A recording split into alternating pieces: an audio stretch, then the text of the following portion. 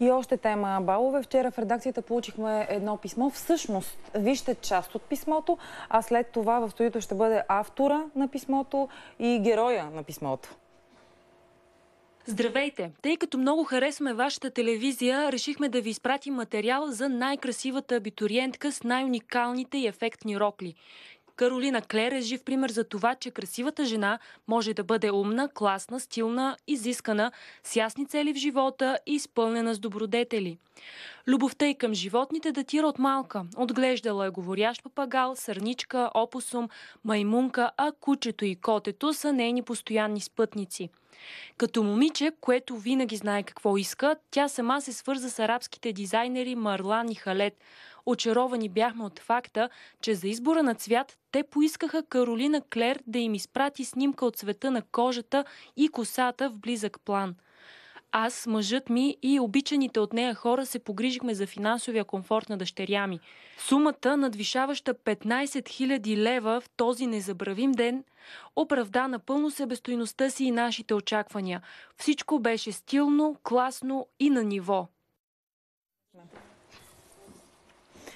Майката, която ни изпрати това писмо вчера, Меги Мичева се казва тя, и нейната дъщеря Каролина Клер. Прави впечатление името, за които някой даже трудно се изговаря. Добре дошли. Добре дошли.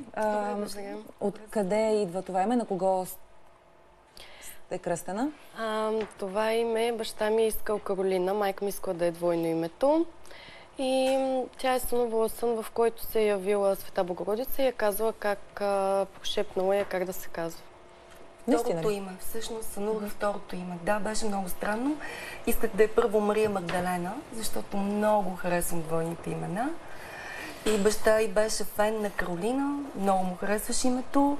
Аз се съгласих и така двамата всъщност направихме името.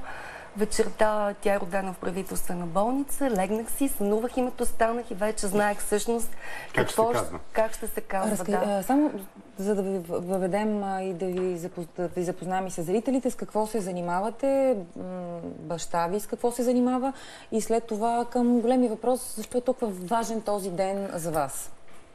На бала имам предвид. Аз съм завършила за модилер-дизайнер. Моята баба също беше такава, известна шивачка и дизайнерка. Някакси по наследство върви това нещо. Вкуса също явно се предава по наследство. Тя също има страхотен вкус и това нещо я влече. Като малка също искаш да стане дизайнерка. Сега се е ориентирала към по-сериозната част от живота. Към какво сега? Международни отношения. Ще кандидат. Да. Разкажи за твоя бал, ако може на ти. Има много коментари. Дали въобще трябва да има балове до толкова, доколкото има сблъсък, включително на финансови възможности. Като Кристиян, който показваме, при теб този проблем го няма. Какво означава бала за теб? Защо беше толкова специален? Необходим ли е? Балът е празник като цяло и в този ден е важно човек да се чувства добре, без значение дали ще носи народна носия, понеже четох и такъв случай, без значение дали има възможности или не. Просто човек трябва да бъде естествен, без да преиграва и да иска да привлича внимание по негативен начин върху себе си. Защо е толкова важно за вашето семейство, толкова много енергия да отиде в подготовката на този ден? Обяснете ни. Искаш ли да кажа? Така, значи, първо искам да кажа, че ние не сме влагали чак такава голяма енергия. Просто всичко стана много спонтанно. Очакванията бяха, че Каролина ще си избере рокля половин година преди бала. Да. Всички бяха в шок и паника, защо тя все още няма рокля. Това за късно или за рано минава половин година? Наистина, значи половин година минава за перфектен вариант да се подготвиш явно за бала, тъй като от тогава започнаха да ни питат. Има хора, които са в шок, че е много късно. Да, значи колкото по-намаляваше период от време, толкова повече всички около нас някакси има ли някой една година преди бала сте? Може накрая да не става? Има и 2 години преди това да се подготвят. Да, моите съученички бяха готови на една година. Една година преди. Някой от тях, да. Още не знае дали ще завършат, ама роклята готова. Значи за всеки индивидуално това е различно. Каролина месец преди бала нямаше рокля. Да. Всичко става много естествено. Много спонтанно. Наистина ли вече подготовката е до там, че някои дизайнери, това не го знаех, искат дори да бъдат перфектни и пунктуални в избора за цвета ли или за материята, да се направи снимка от близък план на кожата. Така, аз бях много впечатлена, понеже тук такова нещо не се среща. И всъщност тази рокля, която виждаме, е направена след такава снимка. Те са две роклите от арабските дизайнери. Червена и в слонова кост и са съобразени изключително с цвета на кожата на Кери. И червената си е червена, не е цвета на кожата или червено? Значи червеното имаха 36 нюанса на червено. Специално беше подбран като цвят. Сега искам да ви кажа за самия ден.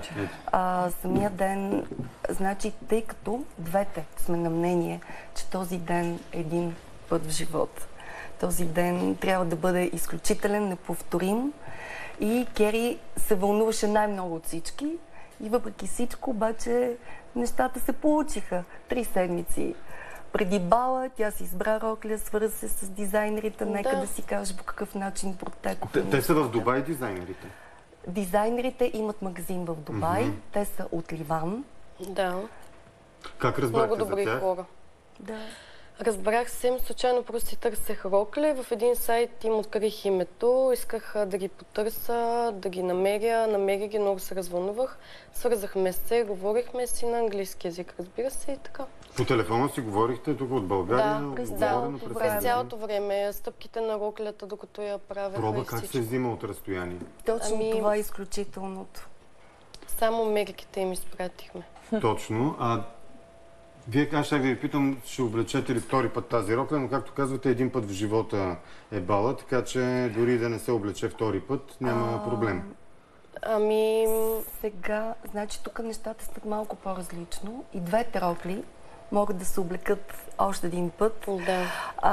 Кери има идея за втората шармантната рокля, която е всъщност за самия бал. За първата, червената, която е за самото изпращане, тя може да се облича на официални събития, на които предполагам, че в бъдеще тя ще участва в живота. На какви събития си представяш, че ще присъстваш?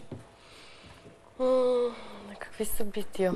Аз не искам да съм нито в телевизията, нито някъде в медиите, всъщност. Но на всички официални събития мога да облека червената рокля, тъй като ние виждаме, че тя е малко по-семпла, само отпред е ефекта. А тази, може би на сватбата, кой знае. Всъщност ето това вече е събитие. Наистина.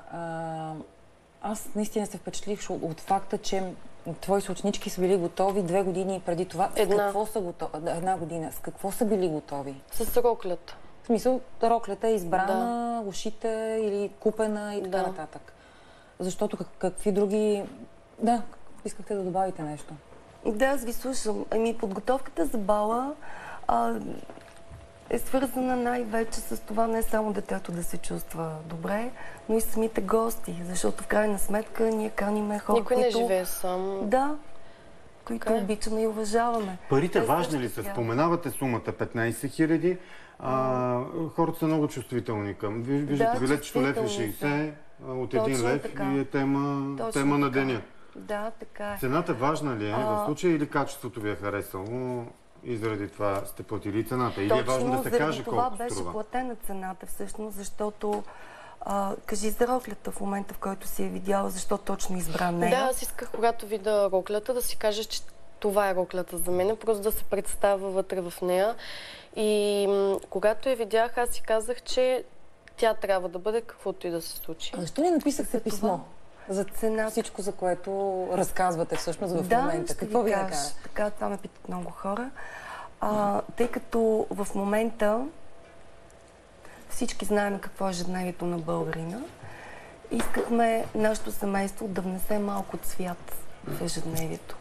Искахме повече покрай абитуренските балове да се виждат красиви неща, да се чуват хубави неща. Както момчето от Велико Търново, което отишло с майка си. Мен лично това много ме трогна. И мен. Много. Че тя му той е кавалер на майка си. Всъщност тя му е дама на бала. Да, че тя му е дама на бала, да. Едно уточнение само. Таткото с какво се занимава, какво работи? Предполагам, че източника на средства е оттам. Така, значи аз с нейния татко сме разведени от 6 години, не живееме с него. Имам си нов мъж, той се занимава с финанси и работи в американска компания. Да. Добре. Каза международни отношения. Какво си представяш? Кои международни отношения? В каква сфера? Следиш ли и сега международните отношения? Да, значи в политиката и точно заради това по тази тема с баловете се впечатлих от президента, който всяка година прави такава благотворителност. Браво на него. Аз вчера много се разчувствах, като прочетох.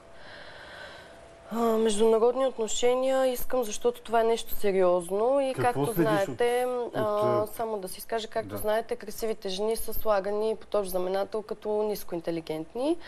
И аз искам да се занимавам с нещо, което е по-сериозно, а вече оттам натам като хоби много възможности. Какво следиш от международното положение, най-общо казано? То е свързано с политика, икономика на държавата. Ще кандидатстваш международни отношения в Софийския университет? Да, разбира се, че в Софийския, да. Защо вдруг не?